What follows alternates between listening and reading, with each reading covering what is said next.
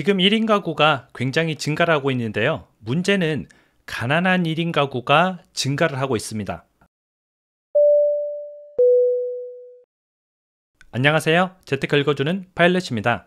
우리가 부동산을 공부하다 보면은 1인 가구의 증가를 굉장히 유심히 눈여겨볼 필요가 있습니다.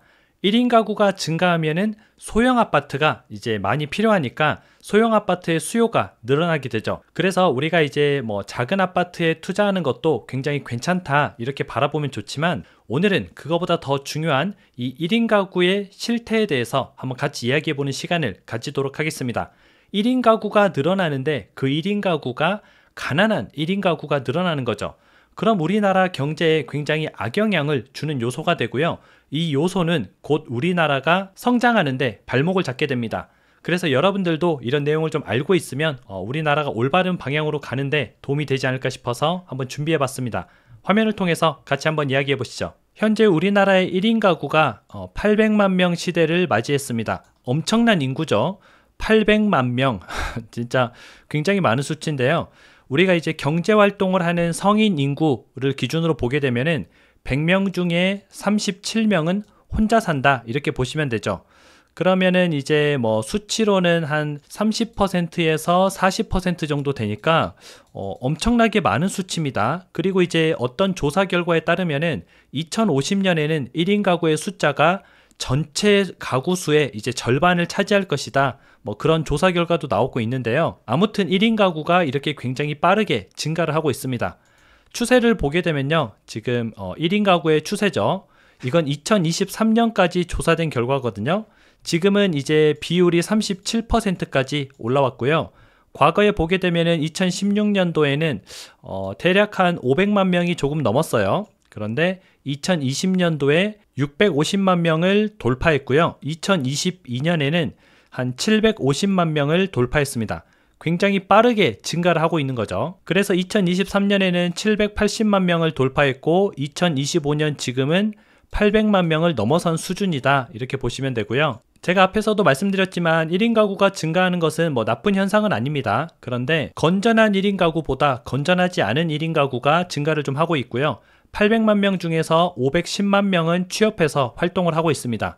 그런데 290만 명은 놀고 있어요. 물론 아예 백수인 사람도 있을 거고요. 간간히 알바를 하는 그런 사람도 있을 겁니다. 생계 유지를 위해서는 간간히 알바 정도는 해야겠죠. 그런데 이제 정식적으로 취업을 한 인구가 이 정도밖에 되지 않고요. 40%에 가까운 1인 가구는 그냥 놀고 있다. 1인 가구가 많이 늘어났긴 늘어났는데 노는 1인 가구가 늘어난 게 문제인 거죠. 게다가 이제 1인 가구의 평균 임금을 보면요. 굉장히 낮습니다. 200만 원에서 300만 원 정도 버는 1인 가구가 압도적으로 1위고요. 이 말은 월급이 한 250만 원 정도 된다 이렇게 보시면 되는데 이 비율이 31.9%를 차지하고 있습니다.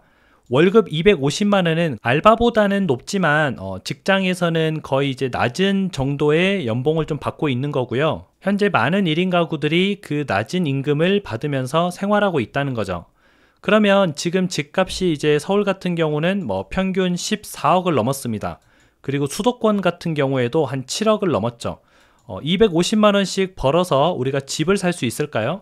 집을 사지 못하는 그냥 하루하루 살아가는 그런 1인 가구인 거죠. 그리고 저 1인 가구의 대부분은 급여를 1년 정도 받고 나중에 실업급여를 신청합니다.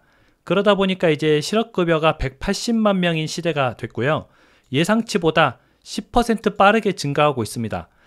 이제 우리가 작년에 올해 실업급여 받는 인구가 이 정도 될 것이다 라고 이제 예상을 하고 실업급여를 준비를 하잖아요. 그 숫자가 160만 명 정도였습니다. 그런데 지금 180만 명까지 늘었어요. 예상보다 20만 명이 는 거죠.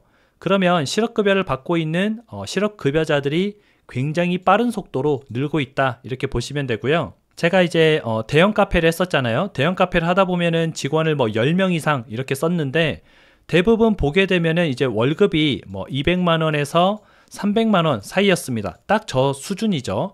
그리고 1년을 넘긴 직원이 거의 없었습니다. 한 명 정도, 딱 한 명 있었거든요. 열 몇 명 중에서. 나머지는 1년 정도 되고 나면은 다 퇴사를 합니다. 그러면서 이제 이 실업급여를 받으려고 하는 거죠. 물론 이제 실업급여는 자진적으로 나가면은 받을 수 없습니다. 그런데 꼭 자진적으로 나가지 않아도 내보내도록 행동을 하는 거죠. 그래서 이 실업급여를 수령하기 위한 목적으로 이제 단기적으로 일을 하는 그런 청년들이 굉장히 많이 있었다. 이건 뭐 저뿐만 아니라 자영업을 운영해보고 알바를 써보시고 뭐 직원을 써보신 분들이라면 굉장히 공감하실 부분일 겁니다. 그리고 실업급여가 올해 5월까지 5조 원이 지급이 됐거든요. 그러면 한 달에 1조 원씩 나간 거잖아요. 12월까지 하면은 12조 원이 지급 예상되는데 지금 이제 실업급여에 대해서 제가 조금 얘기를 해드리면은 이 실업급여를 목적으로 일을 하다 보니까 그게 좀 문제라는 거죠. 요즘 MZ세대들은 실업급여가 굉장히 인기입니다. 1년 일하고 4개월 동안 실업급여 받기. 이걸 굉장히 좀 약간 붐처럼 그렇게 하고 있는데요. 왜 이렇게 됐냐면 이 실업급여 자체가 생각보다 높은 금액이기 때문에 그렇습니다. 실업급여 수당을 한번 보게 되면요. 1년을 근무했을 때 월급이 250만 원이라고 기준을 잡아보면은 실업급여는 4개월 동안 770만 원이 나옵니다. 그러면 월 192만 원이죠. 한 달에 일해서 250만 원 받는데 일 안 하고 200만 원 가까이 받는다면은 실은 이게 더 효율성이 좋은 장사입니다. 그래서 이제 많은 알바하시는 그런 분들이 이런 루트를 좀 택하게 되는 거죠. 아주 좋잖아요. 뭐 1년 동안 일하고 그 다음에 4개월 쉬고 4개월 동안 실업급여 받고 다시 1년 일하고 1년 일했으니까 4개월 쉬고 다시 실업급여 받고 이런 패턴을 반복하는 거죠. 물론 이걸 막기 위해서 이제 뭐 5년 이내 실업급여를 3회 이상 수령하면은 금액이 뭐 10%씩 깎인다든지 그런 제도도 있습니다. 하지만 뭐 10% 깎여도 그렇게 드라마틱하게 줄어드는 게 아니기 때문에 10% 깎여서 뭐 한 180만 원 받는다? 뭐 괜찮은 거죠. 나쁘지 않은 거죠. 그래서 우리가 이 실업급여에 대해서 좀 생각해 볼 필요가 있고요. 실업급여도 좋지만 물론 좋아요. 줘야 됩니다. 그런데 그것보다 고용했을 때 기업과 직원에게 특별한 혜택을 부여하는 게 더 낫습니다.